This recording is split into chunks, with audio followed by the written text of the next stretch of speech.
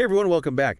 Today we're going to take a deep dive into a topic that seems to be everywhere these days. Mm-hmm. It's DEI, diversity, equity, and inclusion. Right. And we've got a really interesting mix of sources for this deep dive. Yeah, we do. We've got articles, we've got research reports. Oh, We even have some firsthand accounts from Davos. the World Economic Forum. Exactly. Yeah. And, it seems like DEI is something that everybody is talking about. Oh, for sure. But what's interesting is that they're not always talking about it in the same way. Yeah, and that's what makes it so fascinating, right? Yeah. Like, on one hand, you've got these political figures, like former President Trump, who are, like, putting on the brakes Right. on certain DEI initiatives, Mm-hmm. particularly for government contractors. Yeah, especially for those companies that are working with the government. Right. Then, on the other hand, You've got all these companies and investors who seem to be... doubling down, doubling down on their commitment to diversity, right? even if they're choosing different words to describe it. So that's what we want to explore today. Yeah. Is this just clever rebranding? Mm-hmm. Or is there something more fundamental going on here? Yeah, I think you've hit on a really crucial point right there at the beginning. Okay. There's definitely this tension that's brewing between all these different forces at play. Okay, so let's start with Trump. Okay. What did he actually do regarding DEI? Well, let's start with those executive orders Mhm. that he put out, because those have created a lot of uncertainty, Right. particularly for tech giants like Meta and Amazon. Right. They've actually had to scale back Wow. certain DEI programs just to be in compliance. Just to comply. Yeah, and, those orders, especially the ones focused on government contracts, introduced all these legal complexities Oh, I see. that companies are still trying to figure out. It makes sense that these companies are feeling a little stuck. Uh-huh. Like they want to promote diversity, inclusion, Right. but then they don't want to lose those government contracts. Right, exactly. They're kind of caught between a rock and a hard place. So this must have been a really hard topic at Davos. Oh, absolutely. What are people saying there? It was all anyone was talking about. Wow. Business leaders from all over the world were just buzzing about this new landscape. Mm-hmm. And there was this one CEO, Miguel Stilwell Dondrada. Okay. He runs this big European energy company called EDP. Mm-hmm. And he put it this way. He said, Well, the important thing is we want to have the best talent in the company from wherever it may be. so it sounds like he's saying Yeah. it's less about focusing on representation Uh-huh. and more about just finding the best talent. Yeah, it's more of a meritocratic approach. Okay. Prioritizing talent and skills above all else. But does that approach really address the reasons why we were focused on DEI in the first place? Yeah, that's the million-dollar question, right? Is this shift a genuine attempt at leveling the playing field? Or is it just a way to avoid those accusations of reverse discrimination and appease people who feel like maybe DEI went too far? I see. So there's some skepticism there. Oh, yeah. There's definitely a lot of skepticism. And this leads us to another thing that I've been noticing. Okay. Even the term DEI itself, Mm-hmm. it's become controversial. It has, some people are even calling it toxic. Yeah, I've heard that too. Yeah, It's like the term itself has become politically charged. it really has. But if we abandon the label DEI, Right. does that mean we're abandoning the core principles behind it? Yeah, is this just semantics or is something bigger happening here? Yeah. It's a big question, and it's Yeah. something that you, the listener, should really think about. So what are we really seeing here? Right. Is it just rebranding or is it a fundamental shift? And this reminds me of something that Lutfi Siddiqui said. Okay. He's a really well-respected economist, Okay. and he said this, and it really resonated with me. He said, I'm more interested in what is effective. How do we get to the result as opposed to the label? So he's basically saying let's focus on creating real change Exactly. rather than getting bogged down in what we call. Yeah. Let's move beyond the buzzwords and get to the heart of the matter. I see what you mean. Right. But here's the thing. Yeah. Even as some people are distancing themselves from this term DEI, Right. others are doubling down, Totally. especially in tech. Mm-hmm. And we've got this one European tech executive Uh-huh. who is adamant Yeah. that diversity is crucial for innovation. Right. But then you've got somebody like Alexander Wang. Yeah, the CEO of Scale AI, Mm-hmm. he's actually pushing for what he calls MEI. MEI Yeah, merit, excellence, and intelligence. instead of DEI. Exactly. So he's more aligned with Trump's perspective, Right. emphasizing merit. Individual achievement. How can these two viewpoints even exist in the same industry? It's a great question, and it really highlights that tension. On one hand, you have this belief that diversity of thought and experience leads to better products. Right. And then on the other, you have this push for a meritocracy where people are judged solely on their skills and abilities. It's a fascinating clash of values. It is. I'm curious to see where this goes. Yeah. It's not just in tech, is it? No, not at all. This is happening everywhere. It's happening all across the board. Yeah. We're seeing a similar dynamic in finance, for example. Really? Yeah. So finance, huh? Yeah, finance is interesting. Okay. Because they're facing all these pressures from different directions. Okay, like what? Well, you've got the political pressure that we talked about. Right, from like Trump and stuff. Exactly. But then there's also pressure coming from investors. Oh, interesting. Especially the ones focused on ESG. ESG, what's that stand for again?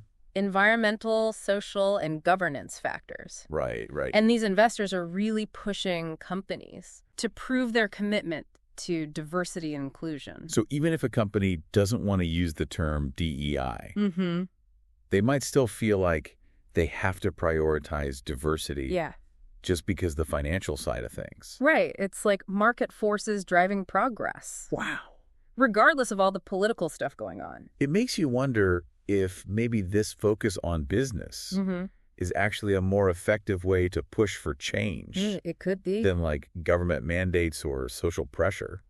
It's definitely a compelling argument. Yeah. Because when companies see that direct link between diversity and their profits, Right. they're going to make it a priority. And that could lead to more lasting change. Hopefully. Yeah. But it also raises an interesting question for you, the listener. Is it enough for a company to care about diversity Right. just because it makes them more money? Right. Or should it be about something more? Like a sense of social responsibility. Yeah. What do you think? That's a tough one. Yeah. I don't think there's an easy answer. Mm-hmm. Ideally, companies would be doing it for all the right reasons. Right. For fairness and for better business. Exactly. But in reality, Yeah. different companies probably have different reasons. It's a mix of things. So it's kind of like a balancing act. It is. We want companies to do the right thing.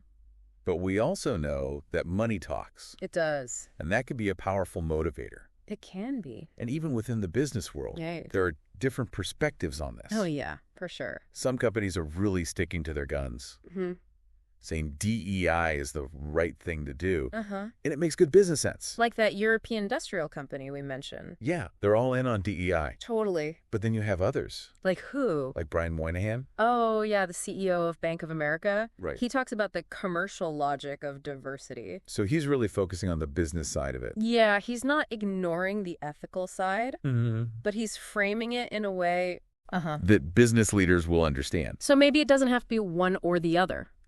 Right. It can be both. It's not either. Yeah. What really matters is that companies are actually taking action. Exactly. The results are what count. And speaking of results, Yeah. it looks like investors are really putting their money where their mouth is when it comes to DEI. Totally. There's this report from Bain & Company that basically says if you roll back DEI, Right. it could hurt your ability to raise funds. And one of the authors of that report, Okay. Alexander Schmitz, Uh-huh. he didn't mince words. What did you say? He said that if you're not committed to diversity, that's a big red flag for investors. Wow. So even if the political world is kind of shifting, Right. the financial world is like, no, diversity matters. And that brings us back to this idea that the term DEI itself might be fading away. But the ideas are still gaining traction. So what happens next? What will replace DEI? Yeah, is this just a change in words? Or is this a real shift in how we think about all of this? It's hard to say for sure right now. Yeah. But just the fact that we're having these conversations, that's a good thing. It is. It means people are thinking about these issues, trying to figure out how to create more inclusive workplaces. And it's not just happening in boardrooms. Right. Or at Davos. It's filtering down to everyday workplaces. Yeah, and that's where real change is going to happen. Because this isn't just some abstract concept. No. It affects real people's lives. Exactly. So ultimately, it's about creating a culture where everyone feels valued, respected, and empowered to do their best work. Yeah. And whether we call it DEI or something else, that's the goal. Yeah, and we've talked a lot about business leaders. Yeah, and investors. Well, we want to hear from you, the listener, too. Absolutely. What do you think about all this? Is DEI an outdated term? And if so, what should replace it? But most importantly, how do we go beyond just talking about it and actually make real change? In our workplaces and communities. Yeah, share your thoughts with us on social media. Let's keep this conversation going. Yeah, because even though the future of DEI is uncertain, the need for equitable and inclusive workplaces is more important than ever. Couldn't agree more. It's wild how this whole conversation about DEI is changing. Yeah. Right? Yeah, even the name itself is kind of up in the air. But like we've been saying, the heart of it all, creating workplaces where everyone feels like they belong. Right, and everyone has the opportunity to succeed. That's got to be more important than ever. For sure, and that's where things get really interesting. Okay, how so? Because it's not just happening way up there in the corporate world. Right. This is about your workplace. Wow. Your community. You, the listener. Exactly. And we can't just talk about it. Nope. We got to figure out how to make it real. How to actually do it. Right. It's about going beyond the numbers, beyond just representation. Okay. It's about a culture where everyone truly feels like they belong. I love that idea. And where those different perspectives really matter. I bet a lot of people listening are like, yeah, okay, that sounds great, but how do we actually make that happen? It's the big question, right? It is. It's easy to say we want to be more inclusive, but actually doing it. Yeah, putting it into practice. That's the tough part. It takes more than just wanting it. Right. Leaders can't just say they care about this stuff. Yeah, we all know that. They have to actually take action. So make real changes. Walk the walk, not just talk the talk. So what can they do? What are some of those concrete steps? Yeah. Well, first we have to look at those systemic barriers we talked about, you know. Are there policies in place that are accidentally putting certain groups at a disadvantage? Are we hiring the right way? Yeah. Do we need to change things up?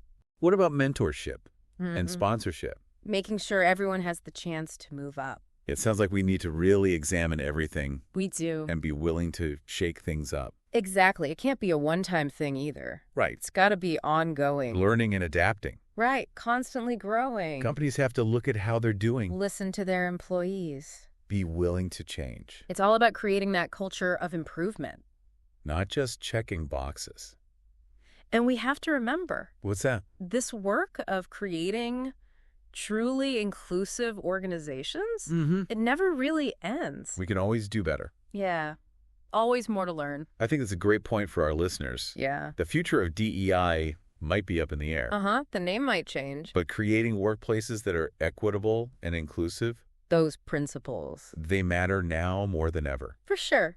And you know what? This isn't just some social issue. It's about business, too. It is companies that get this right. That focus on diversity and inclusion. They're not just doing good. They're doing good business. They're setting themselves up for success. In a world that's getting more and more connected every day. Totally. So to everyone listening out there, keep asking those tough questions. Don't be afraid to challenge the way things are. Be a champion for inclusion. The world is changing. And it's up to every single one of us. To create a future where everyone has the chance to thrive. That's it, and that's a wrap on this deep dive. Thanks for joining us, everyone. And keep those conversations going.